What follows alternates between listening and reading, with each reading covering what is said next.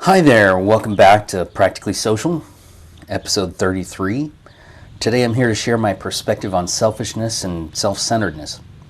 The reason I chose this topic is because I get asked occasionally by a client or two, am I being selfish? Watch to the end of the video and I promise you'll have some good ideas to work with. So are you selfish? I can offer you a few perspectives. Start with this. Selfishness is an idea that depends on how we look at ourselves and others. We can't talk about selfishness without acknowledging that others have a say in what it is. Selfishness is a concept that we learn early in our lives and is very dependent on what we were taught, what we accept as fact, and what we challenge from our own learning and influences. Most people gauge selfishness by their relationships with others. Today I want to teach you skills that help you evaluate selfish thinking or behavior. Some of these skills emphasize thinking independently of your relationships, though recentering your perspective with the skill can also help your relationships with others. Selfishness is a societal concept formed from beliefs, opinions, and history. When we consider our behavior in comparison, it may seem like we're being selfish, when in reality, we aren't. Also, selfishness and shame are so closely tied that we can get caught in circular thinking that makes us feel anxious, depressed, and isolated. Selfishness is often misidentified. Not everything we do is selfish, and we have plenty of opportunities to avoid the shame we engage in when we or others claim we're being selfish. Now that we've discussed the context, let's begin with some definitions. I make a distinction between selfishness and some other key terms that sound like selfishness, yet are very different. These terms are self-centered and self-aware. Take a second to visualize these three terms on a slider with lots of gray and blurriness between them. Helps to define them this way because they bookend selfishness and help us avoid labels that get thrown around without much thought behind them. Definitions are important in the work that I do. Many uninitiated people use terms like selfishness and diagnoses as if they've been in the field for decades and are familiar with clinical professionalism. Anyone who's ever been labeled with one of these terms or diagnoses has a deeper understanding than most who adopt them so carelessly. Several I hear on a regular basis are antisocial, OCD, ADD, and narcissist. Often I have to explain to someone who's self-diagnosed themselves or are estimating as a fact that someone they know has one of these conditions. So I have a request, which is before you label or diagnose, especially for yourself, that you seek professional counsel and ask them a lot of questions. Selfishness is one of the terms we need to be more careful with. Now on to application for the definitions and skills.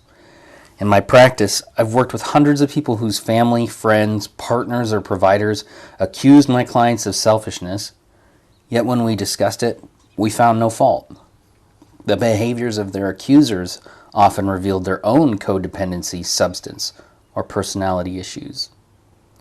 By a million personal definitions, selfishness is one of the words being thrown around lately. Yes, our society does have some selfish tendencies, yet it's still important to widen the discussion, and it's okay to ask someone else, am I being selfish? Just remember that just because someone says you're selfish doesn't mean you are, or that you're behaving that way. That said, let's look at these terms, get some objective ideas about them, and then talk about their influence in our lives. Selfishness is not a mental illness, nor is self-centeredness. Self-awareness is very constructive, yet often lacking when we're lost in thoughts, struggles, and conflicts with others. Self-awareness is a beneficial insight about ourselves, and it's a healthy coping mechanism. So let's start with the first term on our slider, selfishness. I define selfishness with a few key questions. 1. Am I behaving in ways that take something away from someone else in favor of keeping it for myself with no other reason than my own perceived benefit? By the same turn, Do I hang on to something and not share it, even though it would cause me no harm to give? You can practice this skill too. Ask yourself, am I causing harm by taking away or by withholding? What is the harm? Another is, would another person see this as selfish? Why would they see it that way? We have to be careful. Remember, it's okay to pause and revisit your answers later in your day or to journal about them. Another challenge is for some who have codependency issues or a people-pleasing perspective. They can easily see behaviors as selfish because they were conditioned that way. If someone asks for something, they need to try everything they can to share or give away something they would benefit from withholding. In those areas, we work on assertiveness and self-awareness.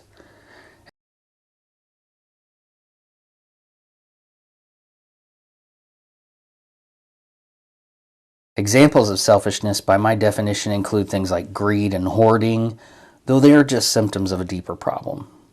Selfishness can often take the form of surrounding ourselves with things or people to insulate ourselves from pain or to attempt to calm a fear that never fades. To emphasize that, when we give away, we are vulnerable to greater degrees, and that can leave us fearful. So we hang on to things and people which can keep us from growing. Our selfishness ends up causing us to suffer more. Now, let's talk about honesty and selfishness. We can also hide the truth from people in our selfishness because we don't want to share that fear or vulnerability, even though we have the bandwidth or resources to do so. We're more capable of growth and maturity when we can be open and honest as opposed to fearfully guarding an ugly truth. By hiding truth, withholding things, or being selfishly persuasive, we have the illusion of remaining in control. Selfishness and control are closely tied.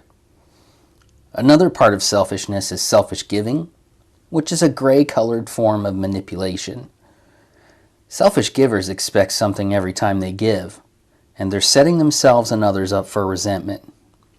If you find yourself always expecting something in return each time you give, you probably shouldn't be giving to begin with. In summarizing the terms and examples of selfishness, if the reason we're withholding available money, time, information, or resources from someone is because we just don't want them to have it, it would prevent a perceived harm, or hides the truth for our own benefit, that's selfishness. Giving for the purpose of influencing someone to our own ends is also selfish. Remember, fear and control are the hallmarks of selfishness. Here's another question for you. Can you be honest about why you would say no to someone? Or why, when you see someone struggling, that you wouldn't help them? How about if they asked?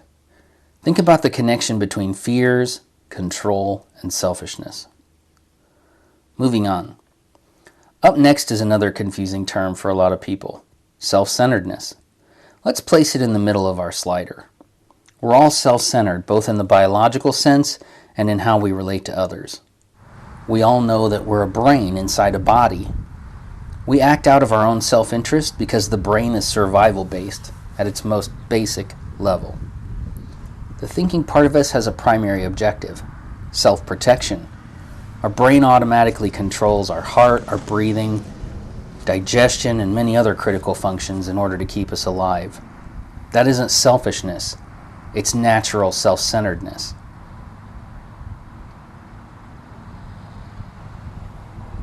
This is a biological, non-moral, and normal way of saying, me first.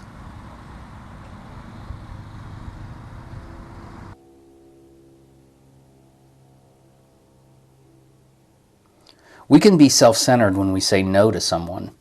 If a friend asks us for money and we truly don't have it, we needed to pay a bill, to buy food, and we tell the person asking us, sorry, I don't have any money. It's because we would struggle if we gave it away. We're being self-centered because of that difficulty in sharing the needed resource for our survival. Self-centeredness in this view means that we're not sharing or giving away because we don't have the means to do so. In this regard, we're all self-centered. It isn't a negative connotation or shame-based concept under those circumstances. Without getting moral, is there a reason you have to say, me first? Of course. Ask yourself that question if you or others claim you're being self-centered. People understand that we need sleep, money, food, and other resources. Despite this, many people will levy a selfish or self-centered label when their opinion is that you have those things to give, when you truly don't. There's a difference. I did find a very interesting definition of self-centeredness that I agree with in an article by Dr. Margaret Rutherford for Psychology Today. She says self-centeredness is putting yourself or your own needs in front of someone else's, most or all of the time. Kind of sounds like selfishness, right? Not exactly. It's blurry.